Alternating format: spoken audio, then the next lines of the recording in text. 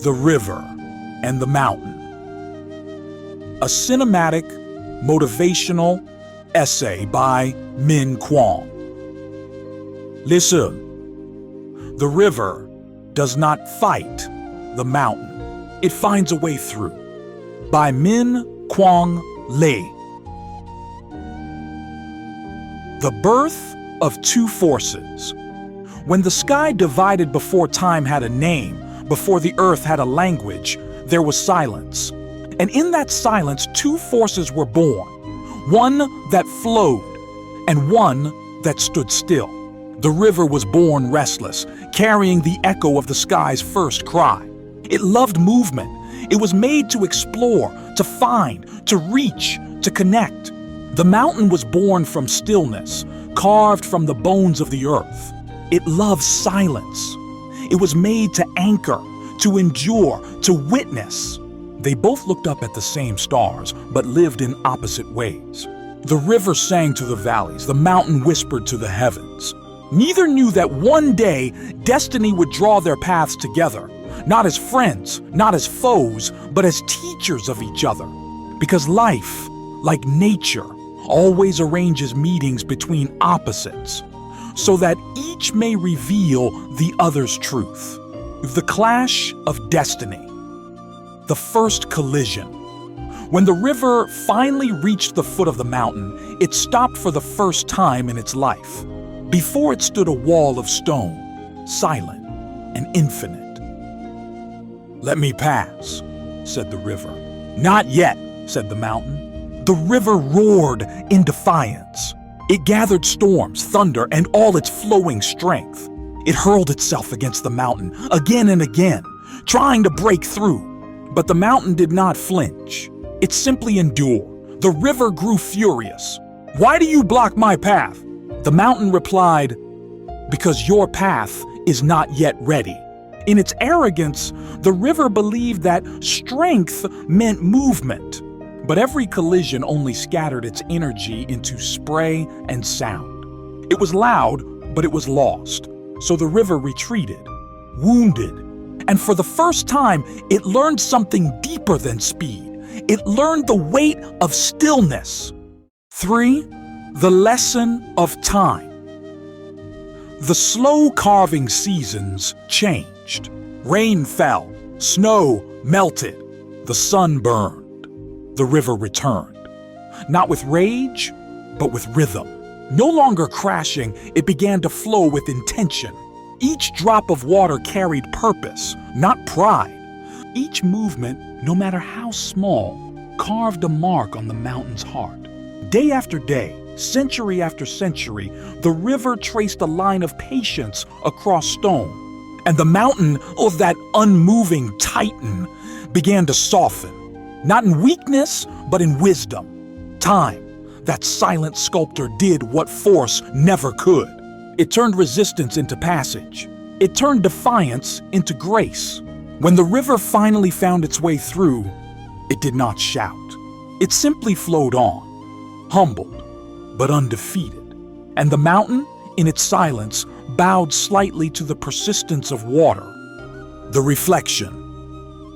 What the river learned. After passing through, the river looked back. It saw how it had changed. Not just its shape, but its soul.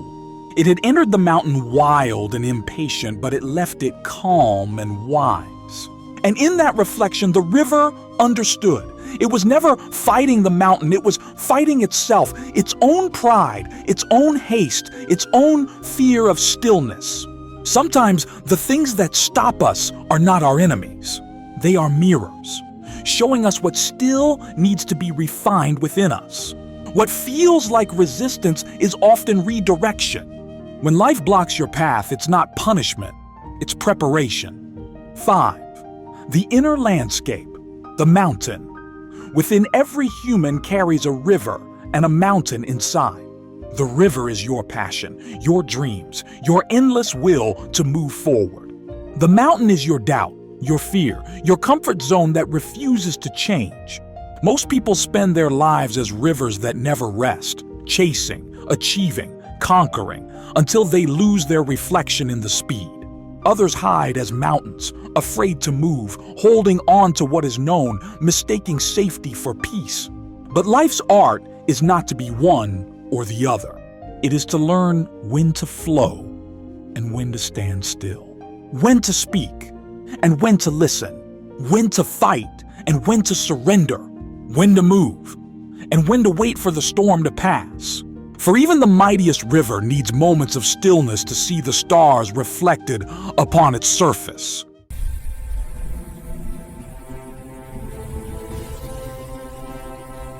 Six, the path of transformation through fire and flood. Every journey to greatness is a journey between water and rock. It is never straight. It bends, breaks, falls, and rises again. You will meet your mountains, rejections, betrayals, losses, failures. They will block your way, question your worth, test your heart. But you must remember, every river that reached the ocean once thought it would die in the desert. Every mountain that stood tall once trembled beneath the sea. Your struggles are not signs of failure. They are signs of becoming. The mountain is not your end, it is your sculptor. Let it carve away what no longer serves you. Do not curse the weight of your trials. They are chisels shaping the masterpiece within you. 7. The heroes who flowed through stone history is filled with rivers that never gave up. Nelson Mandela flowed through the mountain of injustice for 27 years in prison and came out free in spirit long before he was free in body. Thomas Edison faced 1,000 failures, yet every failed experiment became a stone polished by patience. Serena Williams, fighting against doubt, injury, and history, carved her name through walls no one thought could break. Viktor Frankl, surrounded by death in Auschwitz, found a meaning that even suffering could not destroy. They did not destroy their mountains, they transformed them. They found rivers within themselves, quiet, relentless, unstoppable. You are not meant to fight your pain. You are meant to flow through it until it changes shape. 8. The return to silence. When the river finds the ocean. One day the river reached the ocean, a place so vast that even its dreams felt small. It paused for the first time, not because of a mountain, but because of awe. As it merged with the sea, it realized it had become what it always sought. Freedom. But not the freedom of running, the freedom of belonging. Not the freedom of motion, the freedom of meaning. Looking back, the river could no longer tell where the mountain ended and where it began. Because the truth is, the mountain was never against it. It was guiding it. It was shaping it to be strong enough to meet the ocean without losing itself. The mountain, too, had changed. Where the river once carved, flowers now bloom. The wounds became beauty. The struggle became art. 9. The conversation of understanding. And in that still moment, the river and the mountain spoke for the last time. The mountain said, "You have changed me." The river replied, "And you have revealed me." The mountain said, "You made me feel the passage of time." The river said, "And you made me understand the value of patience." Both smiled in silence, because true understanding needs no sound. It simply flows between hearts, like light between water and stone.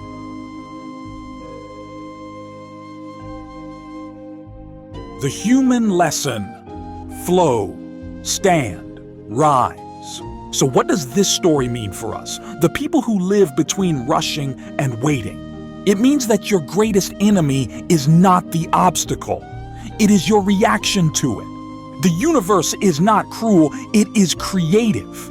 Every delay, every detour, every dead end is a lesson written in disguise. Do not rush through pain. Sit with it. Learn from it. Let it shape you. Do not fear stillness. It is not emptiness, it is incubation. Every seed waits in the dark before it blooms in the light. Every mountain tests you, but it also calls you higher. To rise, you must flow. To flow, you must bend. To bend, you must trust. And trust, that's the hardest, most powerful act of all. 11. The final ascent. Becoming both in the end. Life will ask you not to choose between river and mountain, but to become both. To have the river's courage to move and the mountain's strength to endure. To carry motion within stillness and peace within motion. You are not one or the other. You are the meeting point. The sacred place where water kisses stone, where dreams meet discipline, where love meets loss, where surrender meets power. That's where life truly begins. The goal is not to conquer the mountain. It is to become vast enough to hold it. 12. The closing vision.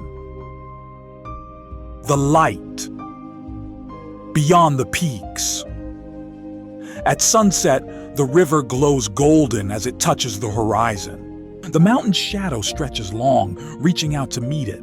For a brief moment, water and rock become one color, one reflection of the sun.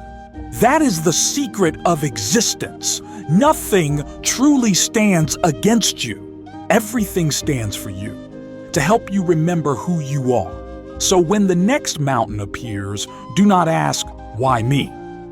Ask instead, what is this trying to teach my river? Because someday, you'll look back at all you've endured and realize the river's flow, the mountain's silence, the storms, the scars, the bends, they were not interruptions in your journey. They were your journey. In the dance between river and mountain, greatness is not about reaching the sea. It's about becoming the current that never stops finding its way.